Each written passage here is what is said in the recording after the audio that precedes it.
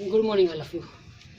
आज हम 10वीं क्लास का पॉलिटिकल का तीसरा लेसन स्टार्ट करेंगे, जिसका नाम है लोकतंत्र और विविधता। विविधता लोकतांत्रिक देशों का एक महत्वपूर्ण अंग है। सामाजिक विभाजन प्रत्येक लोकतांत्रिक देश में देखने को आपको मिलेगा। सामाजिक विभाजन होता क्या है?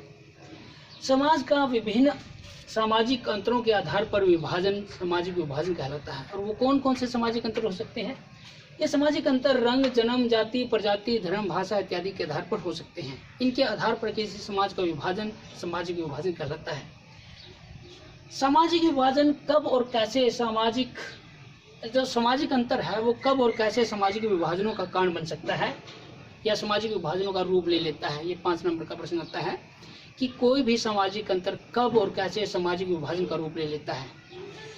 प्रत्येक सामाजिक अंतर जो है, चाहे वो जन्म, रंग, जाति, प्रजाति, धर्म, भाषा इत्यादि किसी के आधार पर भी कोई अंतर हो, ऐसा संभव नहीं है कि प्रत्येक सामाजिक जो अंतर है वो सामाजिक विभाजन का रूप ले ले। ऐसा नहीं है, ऐसा नहीं होता। सामाजिक अंतर का अर्थ है किसी समूह में कुछ आधारों पर अंतर, जैसे जाति, धर्म, प्रजाति, रंग, रूप इत्यादि के आधार पर सारे सामाजिक अंतर विभाजन का कारण नहीं बन सकते। इनके कुछ अलग कारण हैं कि वो अंतर है कई बार सामाजिक विभाजन का कारण बन जाते हैं। जैसे आर्थिक विषमता है। जब विभिन्न समुदायों के बीच आर्थिक विषमता की खाई इतनी गहरी हो जाती है कि एक समुदाय के लोगों को ये महसूस होने लगता है कि वो दूसरे समुदाय के हैं, तो इस प्रकार का अंतर सामाजिक विभाजन का रूप ले लेता है। जैसे अमेरिका में हुआ श्वेत और अश्वेत लोगों के बीच। अश्वेत लोग ज़्यादातर गरीब हैं और बेघर हैं, उनके साथ भेदभाव होता है और ये महसूस करते हैं कि वो अलग समुदाय के हैं। आज के टाइम भी अमेरिका में श्वेत और अश्वेत लोगों के बीच टकराव की स्थिति है। दूसरा है भेदभाव और अन्याय। आमतौर पर समाज के शोषित वर्गों के साथ भेदभावपूर्ण व्यवहार किया जाता है।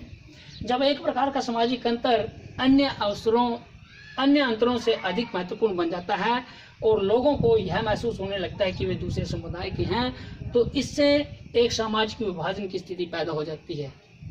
फिर से उदाहरण लूंगा मैं अमेरिका का। श्वेत और अश्वेत लोगों के बीच भेदभाव होता है, श्वेत लोगों के साथ अन्यायपूर्ण व्यवहार उनके साथ किया जाता है। तीसरा है अपनी विशिष्ट पहचान बनाना। यदि एक जैसी सामाजिक असमानताएं कई समूहों में मौजूद हों, तो फिर एक समूह के लोगों के लिए दूसरे लोगों से अलग पहचान बनाना काफ़ी कठिन हो जाता है। वो फिर कोशिश करते हैं अपनी अलग पहचान बनाने की, और यही कोशिश सामाजिक विभाजन बन जाती है। इसका अभिप्राय है कि किसी एक मुद्दे पर कई समूहों के हित हैं वो एक जैसे हो सकते हैं, जबकि दूसरे मुद्दे पर उनके दृष्टिकोण भिन्न भिन्न हो सकते हैं, और यही विभिन्न दृष्टिकोण उनका ऐसी जो स्थिति बन जाती है तो वो सामाजिक विभाजन का कारण बन जाती है। चौथा, लोगों का एक देश से दूसरे देश में विस्थापित होने के कारण भी सामाजिक विभाजन पैदा हो सकता है। चाहे देश बड़ा हो भारत जैसा या छोटा बेल्जियम जैसा देश हो, विभिन्न समुदाय के लोग वहाँ पर रहते हैं और विभिन्न समुदायों में अलग अलग सामाजिक विभाजन मिल सकता है। किसी अलग अलग मुद्दे पर विस्थापन होने की वजह से भी लोग दूसरे देशों में जब चले जाते हैं तो वो अपने साथ अपनी धर्म संस्कृति ले जाते हैं, तो उस वजह से भी वो अपनी अलग पहचान बनाने की कोशिश करते हैं और सामाजिक विभाजन बन जाता है।